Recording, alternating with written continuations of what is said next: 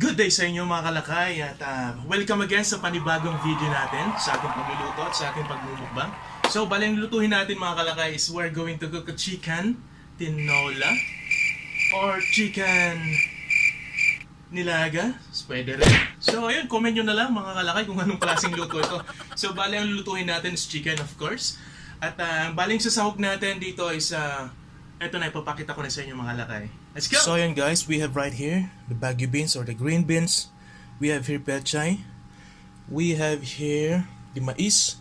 At meron tayo ditong pork nor cubes. So, bali ito yung gagamitin natin mga kalakay. Ito yung sasahog natin. Of course, chicken. So ayun na nga mga kalakay, bago tayo magluto is let me just take this opportunity na say hello and shout out sa mga viewers and subscribers natin dyan. Maraming salamat sa inyo. At kung bago ka pa lang sa channel na ito, pwede kang mag-subscribe, like and share, pwede ka na rin mag-comment. At pwede mong i-press yung notification bell para lagi kang updated sa mga videos natin i-upload sa ating YouTube channel. And guys, pwede nyo rin pala kami follow sa ating Facebook page, Lakay Alvi. So ayun na guys, without further ado, let's do first the intro. Let's go!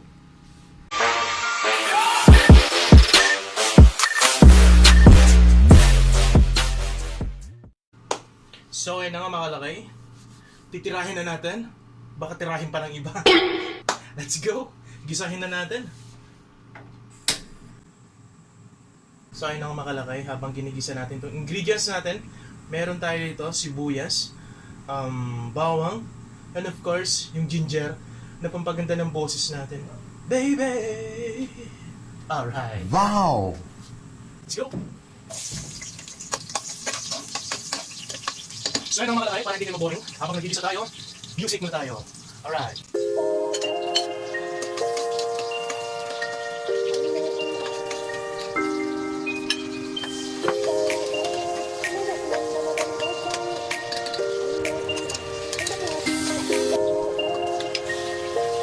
Wala pa tayong manok. Wala pa tayong chicken. Okay. So yan, habang inaantay natin na mag-isa yung ating manok, kwentuhan muna tayo. Alright, gusto niyo ba yun? Sige nga, subukan mo. So, ayun na nga, mga kalakay. Bakit ko ba ginagawa tong video na to? So, ayun na nga. Gusto ko lang ipakita sa mga gustong mag-abroad, no? Dahil ganito ang buhay ng isang OFW dito sa abroad. Dahil sa iyo ang lahat, hindi yung kata ni Daniel Padilla, ang nasa iyo ang lahat. Nasa iyo ang lahat ng pagluluto, alright? Paglilinis, paglalaba, so lahat yan sa iyo. Wala kang ibang inaasahan kundi ang sarili mo lamang. So ayun na nga mga kalakay, no? So binibigyan ko lang kayo ng idea sa pagluluto kasi hindi naman tayo masyadong magaling magluto, no? Ang mga alam lang naman nating lutuhin is yung mga pang-probinsyang luto lamang.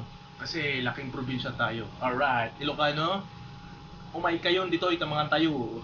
What? So, ayun na nga mga kalakay. Dito sa abroad, no? Sa pagluluto, pwede kang makikorpo or pwede kang makisama sa ibang kasama mo. Sa pakikipag-share, sa pakikipagluto, so lahat yun, sama-sama kayo. Or, pwede ka rin mag-solo, no?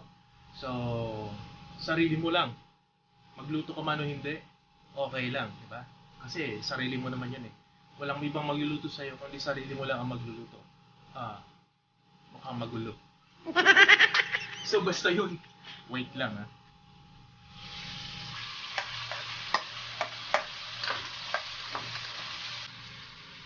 Eto na. Guys. Ilagay natin yan yan. At tutulogin natin yan. Yeah? Para mag-dissolve siya. Alright? Pagluto nito. Basic. Walang kamatayang manok mga kalakay. Murang manok dito sa Saudi. Alright? So yun. Tuloy natin yung kwento natin. So, ayun na nga mga kalakay. To be continue dun sa kwentuhan natin. So ano ba yung benefits ng may kasama ka or may kakorpo ka sa bahay, no? Una, yung una is makakatipid ka dahil marami kayong nagluluto, marami kayong aambag-ambag, diba? Wow! Pangalawa, minsan pag uwi mo ng bahay, wala ka nang ibang gagawin. Kundi mag-exercise lang at kain. Kasi nakaluto na yung isang kasama mo, diba? So, yun yung mga good benefits ng may kasama ka sa bahay. Alright? So, yung isa naman, yung solo. Ano ba yung benefits ng pagsusulo sa bahay? Una, pwede mo kainin kung anong gusto mo. Pwede kang hindi magluto kung gusto mo. Gusto mo na lang magpahinga, di ba? Kaya, yung pangatlo, ano ba yung pangatlo? Yung pangatlo is, wait lang. Ha? Susunod.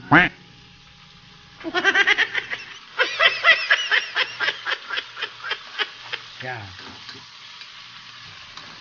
Yeah. Yan. Guys, lagyan na natin ng tubig to. Pwede na. So, ayun ang mga kalakay. Habang antay natin kumulo, lagyan na natin yung mais. Kasi matigas yan eh. Para pag gulo yan, alright na. Go na. Sa ibang ingredients, alright? So, ayun ang ano. Saan na ba tayo sa pangatlo, no? Sa pangatlong Advantage. Sa pagsusulo, no? So, ayun na nga. Sinabi ko na kahit unang ulamin mo, pwedeng-pwede kasi sarili mo na lang naman magluluto eh. Wala kang inasikaso na iba. Diba? At dumako naman tayo ngayon sa disadvantage. Unahin na natin yung sulo.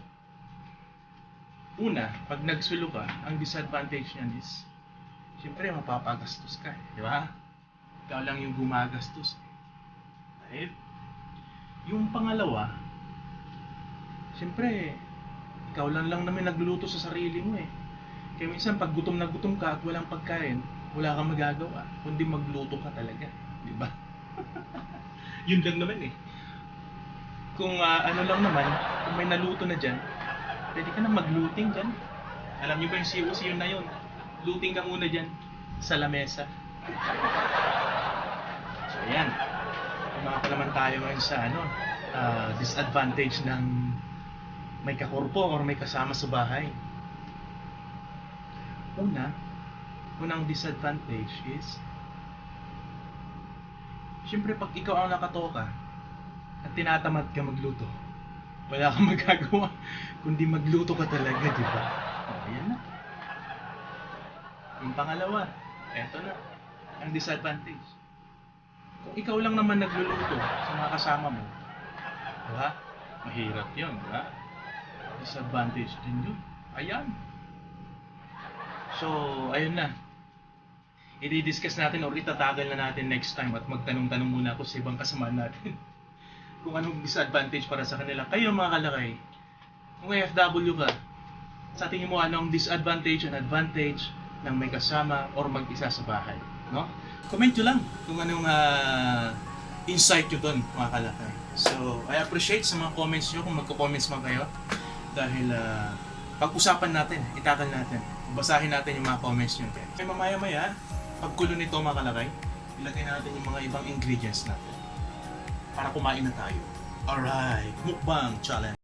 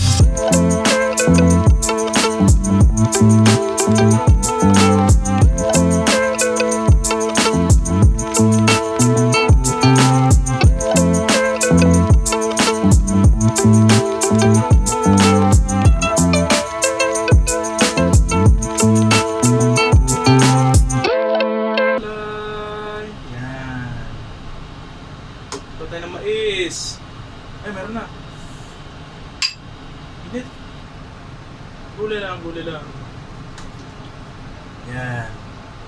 Lagyan natin ng sabaw. Yan. Lagyan pa natin ng isang tagbat ng manok. Yan. Sabaw, kasi masarap magsabaw eh. Malamig ngayong panahon na to eh. Ito na nga.